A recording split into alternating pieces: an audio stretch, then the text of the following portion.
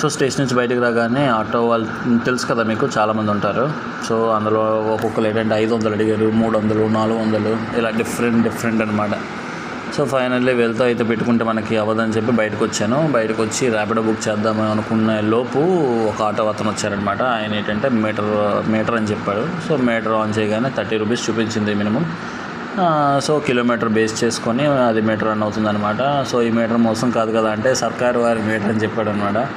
So ఈ సర్కారు వారి మీటర్ ఎంతవరకు పనిచేస్తుందో చూద్దాం. సో మా జర్నీ వచ్చేసి 7 కిలోమీటర్స్ అనమాట.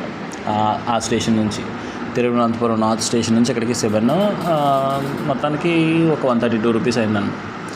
సో ఆయనకి అమౌంట్ ఇచ్చేసి ఇక్కడ చూసారా జోసెల్కస్ కూడా సేమ్ యాజ్ ఇట్ ఈజ్ వాళ్ళ మోడల్లోనే కట్టారు అక్కడ సైడ్లో. ప్రజెంట్ నేనైతే లోపలికి వెళ్ళట్లేదు. ఆ పక్కనే మన స్వామి టెంపుల్ అనమాట. టెంపుల్ చూడగానే నాకు చాలా అంటే చాలా హ్యాపీ అనిపించింది.